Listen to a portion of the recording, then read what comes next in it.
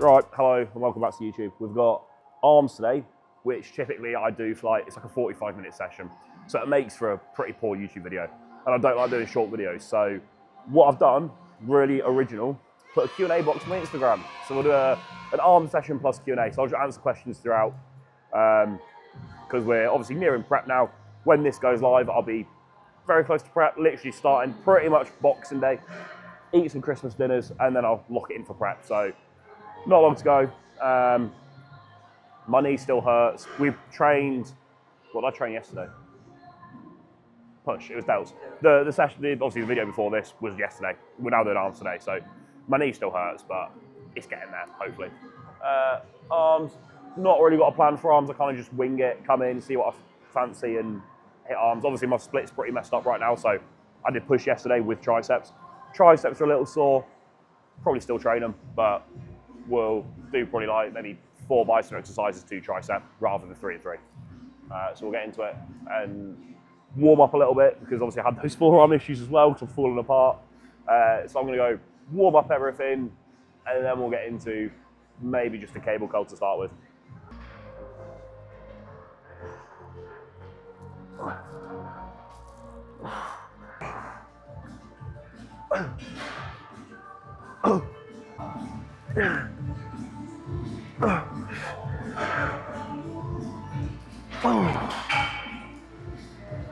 From Damon Wint, how did you get your forearms the size they are? Many lonely nights as a teenager. No, that's a joke and highly inappropriate. I don't train my forearms, right? That little warm up there, I only do very briefly to warm my forearms up since I hurt them leg pressing.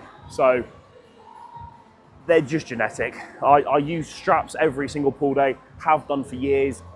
Never done anything forearm specific. I'll try and find, I'll put it on screen now. I look like an ape in this photo. It's like Ramon or any of those people. Like some people just have genetically big, weirdly big muscle groups. It's not actually a good thing for me personally, because I have a weight cap in classic physique, okay? My forearms and my calves are taking up that weight cap for what, right? Nobody's ever want to show, oh, his forearms are great, his calves are great, he's the winner. It's never happened, so it's a waste of my weight cap. I'd rather them be smaller and then have more bicep. They do look good in the front lat spread. That's why my front lat spread looks good, because they like fill out this whole area, make it look a lot denser. But then when I go into a front double and my forearm's bigger than my bicep, it doesn't look good. So yeah, genetics, and that is honestly about it. In between the sets there, we're just walking, and like on the screens at Ultraflex, they always play like random clips. Today they've got some powerlifting on. And Nidesh, my video, asked if I competed in powerlifting, how would I actually do? Now, if I could train for it, maybe all right. I think if I did it now, I'd probably just injure myself on every lift. It's hard to, like right now, I'd do awfully because I'm in probably the highest weight cap possible and I'm not that strong for it. If I could like diet down a little bit and actually train some 1 rep maxes, maybe all right. I think squat and bench I'd do fair well on. I reckon I could get 4 plates to 200-ish bench, maybe 180 to 400, 180 to 200-ish bench. A squat at least 260. If I couldn't do that, I'd be pretty upset. Deadlift would be my worst one by a mile. I honestly think I'd probably pull like 280. Like pretty pathetic for considering my squat would be higher. Yeah, I don't know. I'd need like at least 3 to 6 months to train for it. Again, I'm not going to, because I would absolutely tear something to pieces. But yeah, I'll stick to bodybuilding.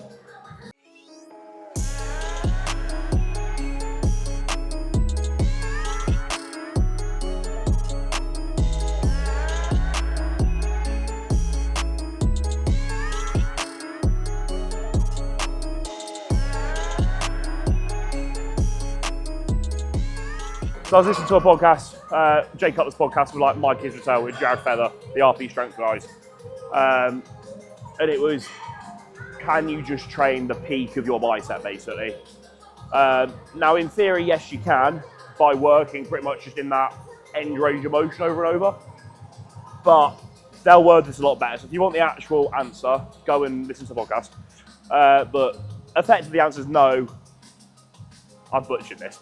The answer is yes, but if you only train the end range of motion for like 10 years, you may see like the peak grow a little bit more compared to the overall arm. So in proportion, it may look slightly better, but your overall arm growth over that period would be significantly lower because you've not trained over a full range of motion.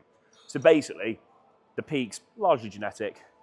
If you want to grow it as much as possible, just train the whole bicep. Don't try to isolate this because you're going to limit your growth so much that it's actually just counterproductive. That was the synopsis. If you want the reasoning, go listen to them because they are far more intelligent and will word it far better.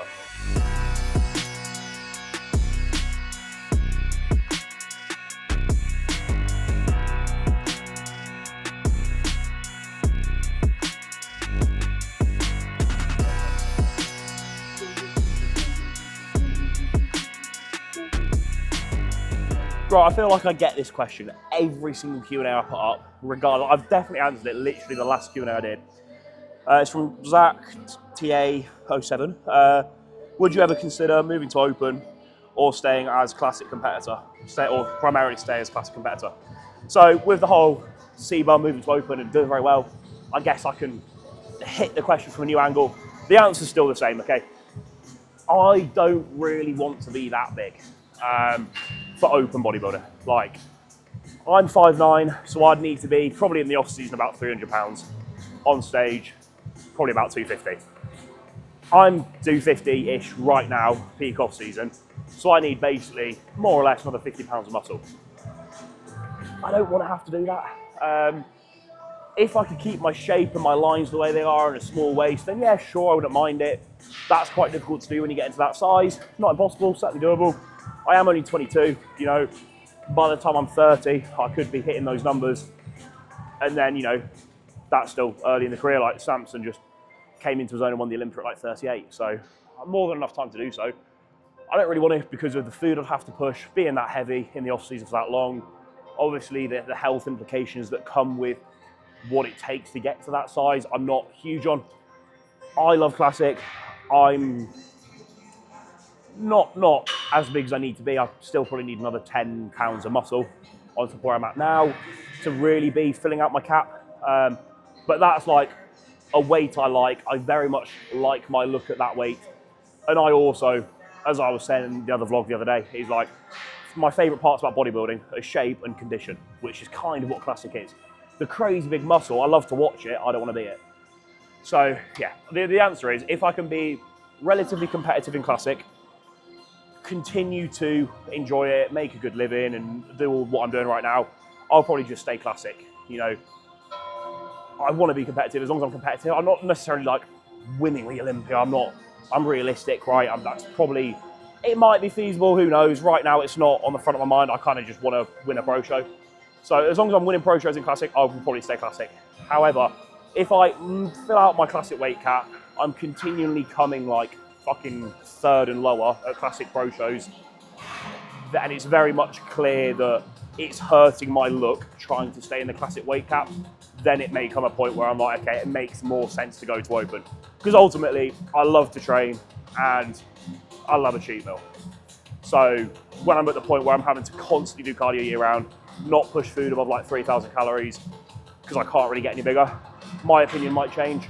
Right now, where I'm getting to do everything I'm doing, I'd rather just keep doing this and stay classic. And hopefully, fingers crossed, be a competitive classic competitor.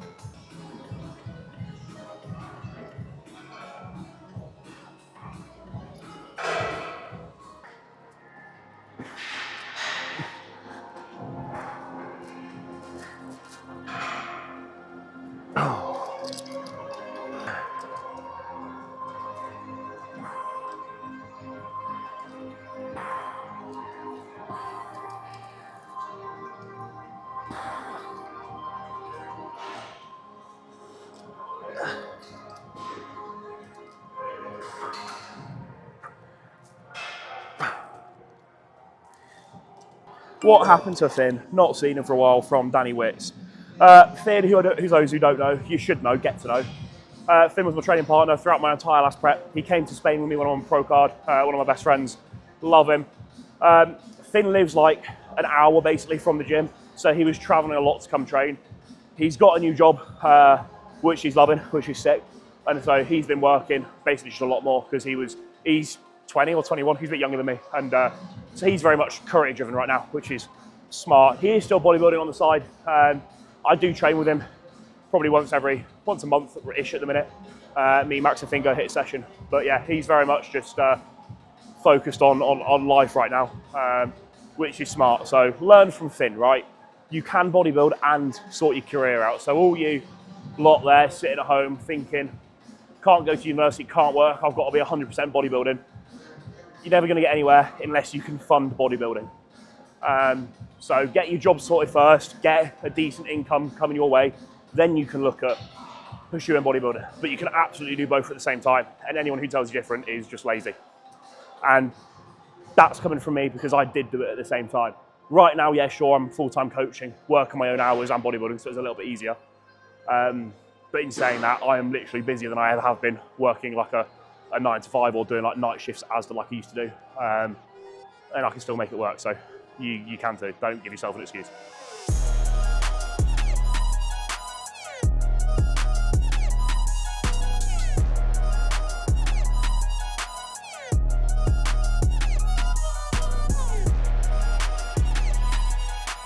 If you are somebody who has massively lagging arms, okay, if you're doing sort of a push-pull legs variation and you do push, you hit triceps at the end, one thing you can do is add a set or 2 sets of biceps to that session.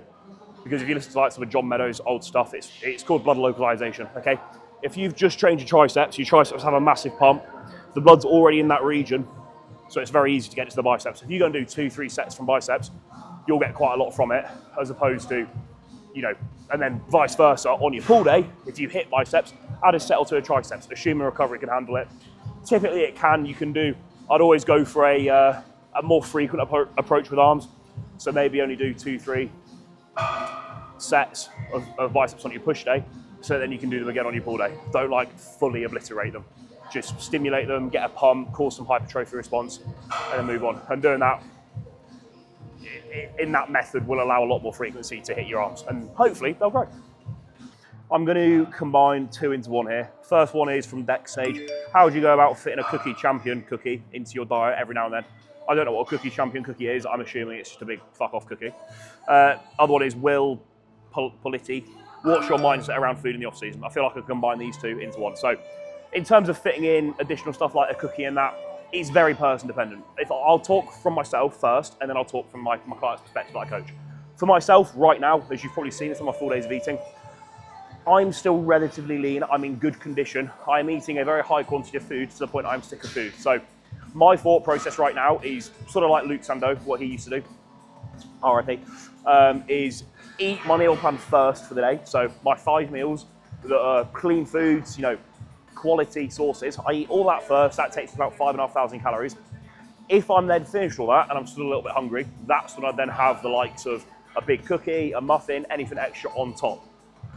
That's fine. I'd maybe do that 2-3 times a week. When that's not fine is if you are someone who their food's still not that high, you're not really nearing capacity, you probably could do getting your food a little bit higher. So if you're eating like 3,000 calories, again, it's person dependent, depending on weight, but if you're eating that and your condition's already slipping to the point where your body fat and your condition is going to become the limiting factor, meaning you're too fat to keep pushing, you need to diet, then you shouldn't obviously be having these extra things. In that case, if you're really wanting a cookie, it is the off-season, you can enjoy these things, I'd maybe look at swapping it for a meal once a week. So instead of having the carbs in meal 5, whatever, hypothetically, take those out, eat your protein, and then have a cookie. That's where I go about it there. So yeah, my thought process for food right now is as I just explained. If I've eaten all my normal food first and I want a little bit on top, I will do. Assuming conditions in a good spot, weight's doing what we want it to, and I can afford to get away with that. Now, I do have clients who unfortunately are in the other position where body fat's hitting kind of we don't want it to go any further. Food's not as hard as we'd like. And that's where kind of we just want to stick to the meal plan. And that's where really having a meal plan you enjoy in the off season is going to keep you more adherent, okay? And it is possible. You don't have to be eating chicken and rice 5 times a day. You can incorporate things like cereals, other bits, bread, sourdough, shit like that, and actually enjoy your food. And then you're less likely to want a meal, off-plan meal. Off-plan meal every now and then, once every 2 weeks. Sure, have it, just swap it for a meal. Maybe do it on like a lacking body part day. So if your legs are shit, you're trying to get bigger legs, do it either the day before legs or the day of leg day. So use that fuel for something good. So that's kind of a long-winded answer to that because there's no fast answer. It's person dependent.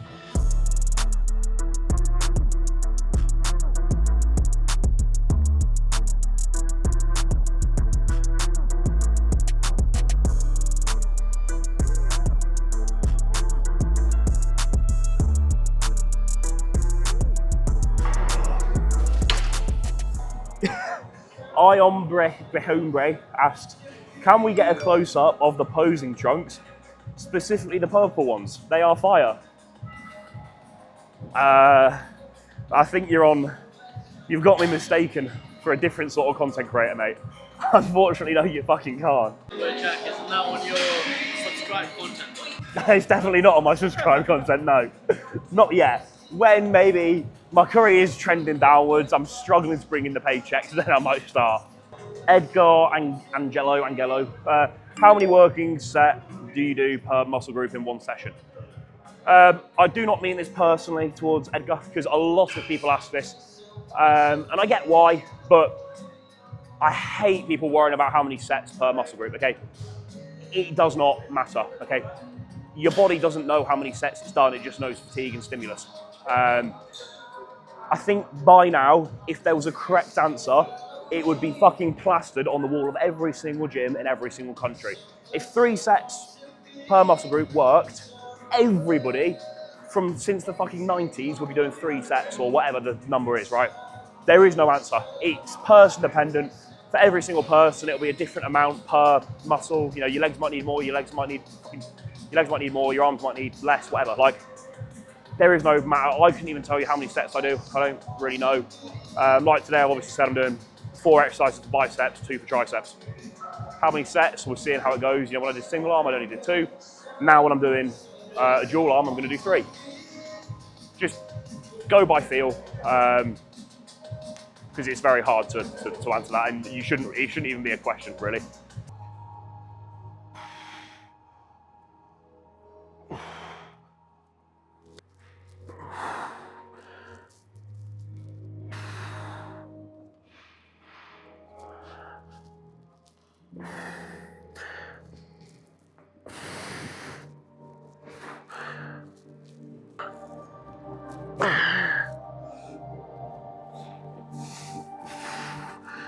Jamel Fit. Any good unilateral movements for adductor, one side drastically bigger.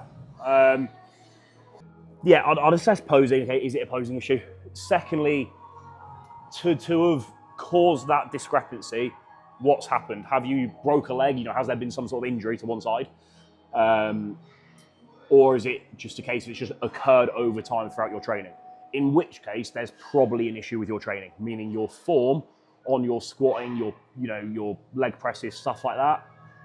There's clearly an imbalance there where you're overcompensating with one side than the other, tightness in the hips, something like that. So I'd address all these issues first, make sure your squatting, leg pressing, posing is all even, and you actually aren't furthering the imbalance, because otherwise you could add extra volume to the other side, but if every single time you're doing these movements, you're worsening the issue by overcompensating with your bigger side, the issue's never going to fix itself. So maybe look at doing some more single leg stuff for a while as well, even on your leg pressing. So with the leg press, you know, if you're doing a single leg press, let's say your left adductor is smaller, always start with your smaller side. Let's say you get 12 reps and that's failure. When you get to 12 reps with your right side, even if you keep on going because it's stronger, just stop at 12. So whatever you do with your weaker side, match that with your stronger side, never exceed it. And always go to failure first on the weaker side. Do that for a period of time, eventually they'll balance out. Single leg adductor work really is going to be quite hard to find. My literal only thought process of what you could do would be cuff your ankle on a cable and set up a seat somehow so that you can do like an adductor single arm like that. It's a bit sus, isn't it? But something like along that form is realistically probably going to be your only way. And that's why I think it's very hard. If you're on an adductor machine, it's pretty hard to have built that imbalance. So I think it's probably come from an issue, a posing issue, or a form issue. Mantas IFBB, rest day kcal adjustments. Don't really know what that means. I'm going to assume is how should you adjust your calories for rest days? Again, person dependent, case dependent, phase dependent. Broadly speaking, what I do and what I've always done and what I do for a lot of my clients is On a training day, I tend to have lower fats and higher carbs. Carbs, obviously, you know, be stored as glycogen and used during that training period for pumps and really aid training performance. Lower fats, just to help digest all those carbs. Protein, I like to keep nice and high, both training day and rest day, personally, throughout a diet or an off season. Then on a rest day, typically, I will bring the carbs down, maybe, very broadly speaking, 100 grams of carbs lower, but I'll push fats maybe 10 or 15 grams higher. Fats a little bit higher to aid that recovery on the rest day. Lower carbs, because obviously we're not training, our calorie sort of output is going to be a little bit less because it is a rest day. Even if we're doing cardio, it's still going to be less than if you're training, so you just don't need that high demand of carbs. So I'd rather bring the carbs down a little bit and push fats a little higher. Protein stays around the same, nice and high. That's a very broad thing of what I do. Other people do different things. I'm not going to say there's a hard and fast answer. That's just where I've seen the best results for me personally.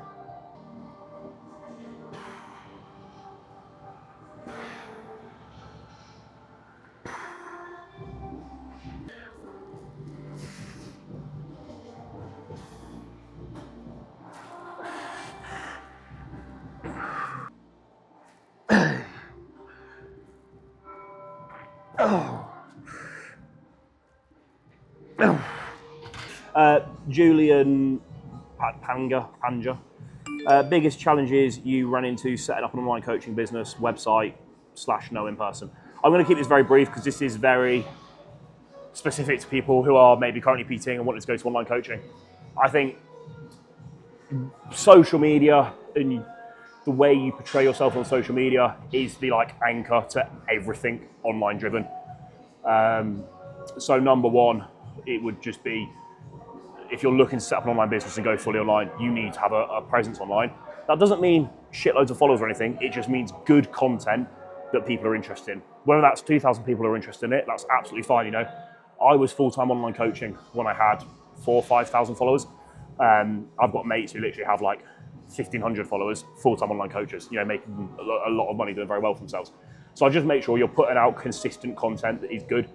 And that doesn't just need to be educational content. It can literally just be your progress, your training, talk about your training, make it clear you know what you're talking about when it comes to your own training and stuff like that. Yeah, you need a balance of some client stuff in there, but I found when you post clients, they don't typically do that well because people follow you to see your physique, not necessarily to see your clients. So it's not going to do as well, obviously.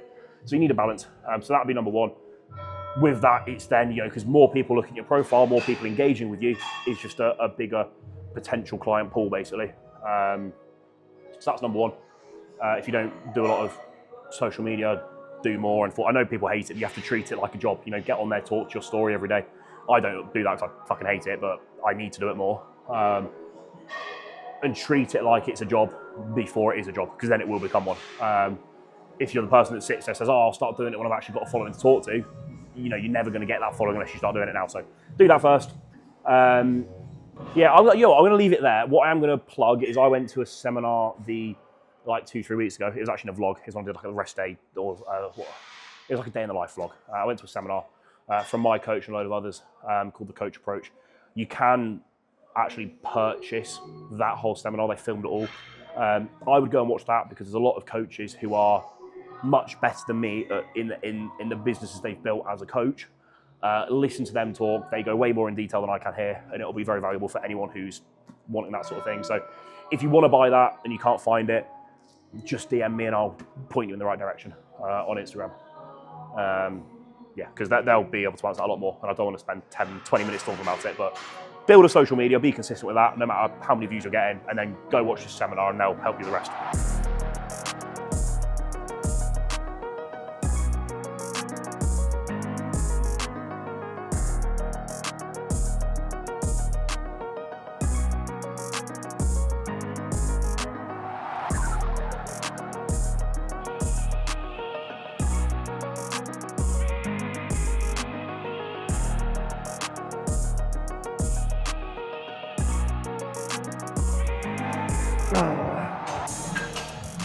All right, finito. We'll catch you for a tour of the recovery facility. The recovery room, it just is very weirdly lit. This is the cold plunge. Pretty cold. It is a proper one. I don't know what it's called or whatever, but it's solid. I will be lying in there later, probably regretting my decision. I don't quite know what's going on with the floor and why it's a building site in here, but it is fairly new, so I guess they're doing some renovations. Don't know what the sauna... Yeah, it's quite warm, to be fair. So this is just a sauna, isn't it? It's a sauna and a cold bath. But it's decent. It's just plug for Ultraflex included in the pricey membership, so don't have to pay extra for this. They just added it. So yeah, I'll rinse that later. Regret my decisions probably, but it will be very good for my knee.